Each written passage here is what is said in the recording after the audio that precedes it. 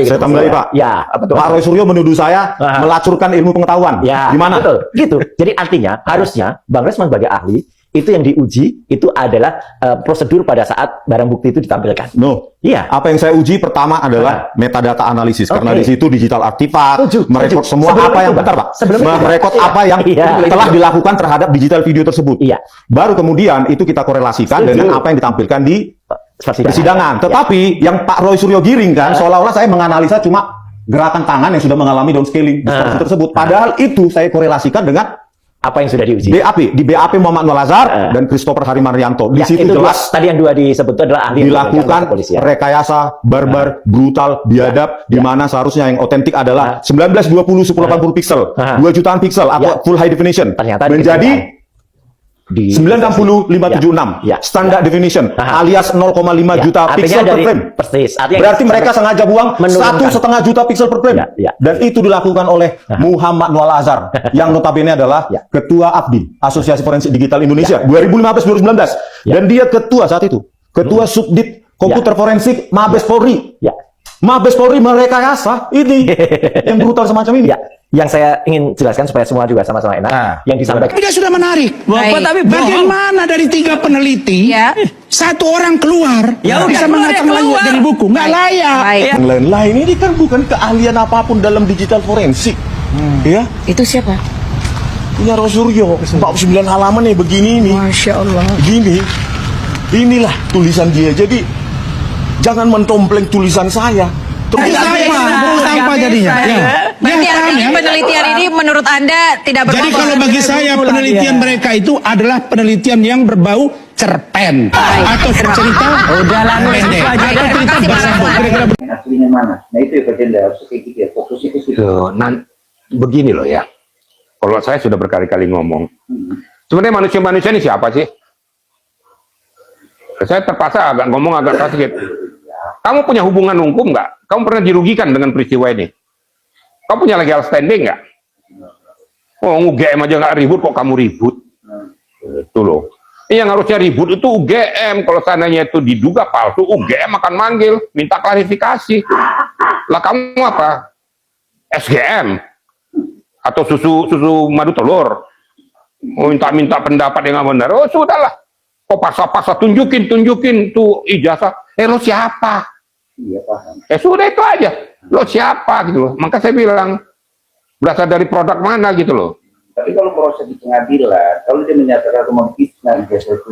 Oke teman-teman, jumpa lagi di channel kita. Tadi barusan kita menyaksikan sebuah cuplikan video yang sangat menarik di mana akhirnya mereka berdebat yang kemarin saling mendukung satu dengan yang lain, tapi setelah rekan seperjuangannya ini yaitu Rismond Hasiholan Sianipar keluar daripada valu mereka dan kemudian mengklarifikasi bahwa penelitiannya daripada Rismond ini adalah ada kekeliruan, ada satu masalah dalam uji forensik yang dia sudah temukan, maka dengan itu terdapatlah penemuan baru yang sangat luar biasa sekali.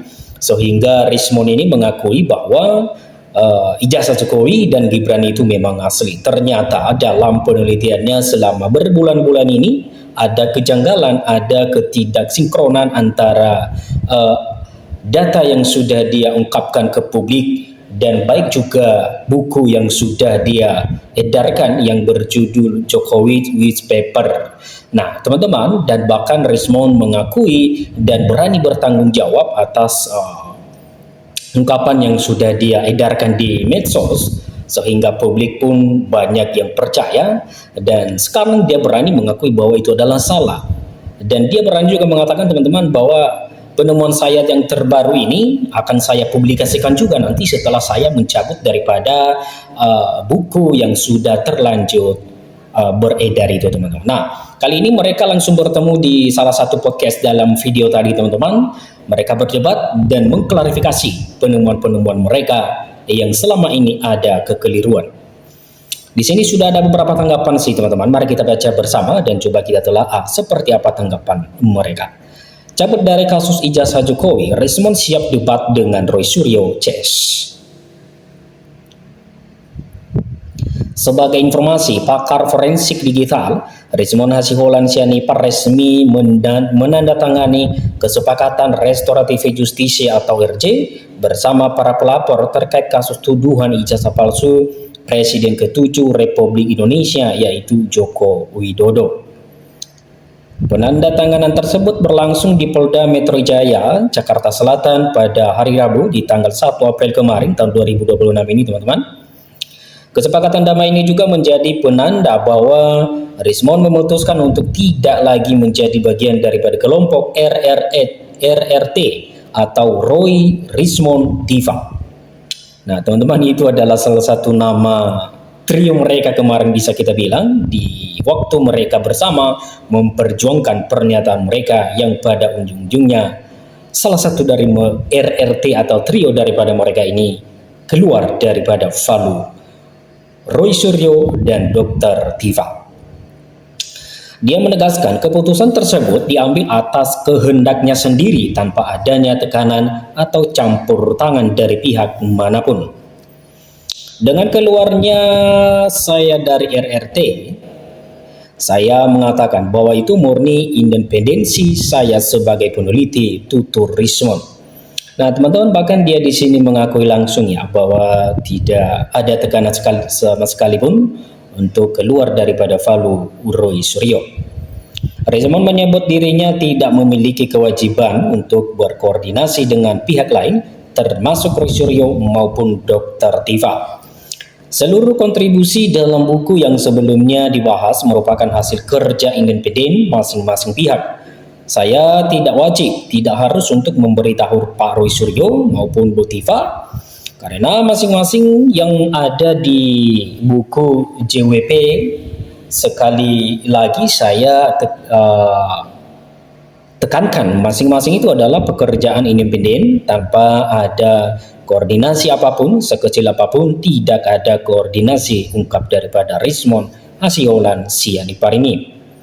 Dia juga mengingatkan agar penelitian tidak ditarik ke arah kepentingan publik politik. Alumni Teknik Elektronik Universitas Gadjah Mada atau UGM angkatan 1998 itu mengaku mencium adanya kepentingan politik dalam polemik tersebut dan tidak ingin menjadi bagian dari hal itu. Saya punya alasan untuk saya menyatakan bahwa saya mencium aroma yang kuat. Ini untuk kepentingan politik. Makanya saya tidak mau jadi korban. Saya tidak mau jadi korban eksploitasi, terangnya. Terkait perbedaan pandangan, Rismond menyampaikan salam perpisahan kepada mantan gologennya, termasuk Roy Suryo dan Dr. Tiva. Rismond meminta agar Roy Suryo dan Dr. Tiva mencari ahli yang sependapat. Kalau ada pihak misalnya Roy Suryo atau Bu Tiva yang mengatakan ini itu, silakan cari ahli lain. Nanti kita berargumentasi secara ilmiah dengan beradab. Mungkin mereka akan menemukan Rismond lain yang setuju dengan pendapat mereka, bebernya. Dia memastikan tengah menyusun revisi hasil penelitiannya dengan memasukkan variabel tambahan seperti resolusi, geometri, dan pencahayaan. Hasil revisi tersebut rencananya akan dituangkan dalam tulisan lengkap. Semoga saya berkesempatan untuk setelah saya tuntaskan revisi itu dengan memasukkan variabel itu, saya tuntaskan mungkin sekitar 700 halaman, saya akan tuliskan full. Dan itu menjadi tanggung jawab saya kepada Pak Jokowi dan Mas Gibran dan keluarga besar Pak Jokowi, tambahnya. Nah, teman-teman, ini merupakan sosok pria yang sangat-sangat bertanggung jawab sekali menurut saya sih, teman-teman. Karena kenapa? Karena berani berbuat, berani bertanggung jawab. Bahkan dia berani mengungkapkan bahwa itu adalah kesalahannya. Nah, Einstein pun bisa merevisi formulanya.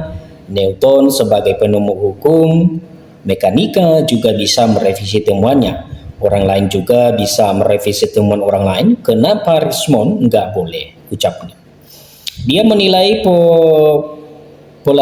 pelabelan negatif terhadap dirinya sebagai bentuk yang tidak tepat, mengingat revisi merupakan bagian dari proses ilmiah yang dinamis. Rismond saat ini masih berstatus tersangka hingga tudingan ijazah ijazah palsu Presiden ke-7 yaitu Joko Widodo. Walaupun sudah mengakui ijazah Jokowi asli, pihak kepolisian sejauh ini belum menerbitkan surat perintah penghentian penyidikan atau SP3. Pihak kepolisian sejauh ini belum menerbitkan surat perintah penghentian penyidikan SP3, berbeda dengan dua tersangka lainnya yakni Egy Sujana dan Damhayar Lubis yang sudah resmi bebas dari jerat hukum. Sebagai informasi dalam perkara ini, Polda Metro Jaya menetapkan total 8 orang sebagai tersangka yang dibagi menjadi 2 klaster, salah satunya Roy Suryo. Polisi terus mengusut kasus ini dan melakukan gelar perkara khusus. Dalam perkembangannya, Egy Sujana dan Damhayar Lubis, tersangka dari klaster 1, mengajukan restoratif justisi dan permohonan itu dikabulkan. Tidak berselang lama, polisi lalu menerbitkan SP3 terhadap keduanya. Menyusul kemudian Rismon Hasiolan Sianipar yang tengah berharap diterbitkan SP3. Rismon sudah menemui Jokowi dan Gibran serta menyampaikan permohonan maaf secara langsung atas segala tudingan atau kesalahan yang sudah dia perbuat. Baik teman-teman, demikian saja ulasan kita di video kali ini dan jangan lupa untuk terus sampai jumpa lagi di video berikutnya. Salam inspirasi, salam NKRI harga mati.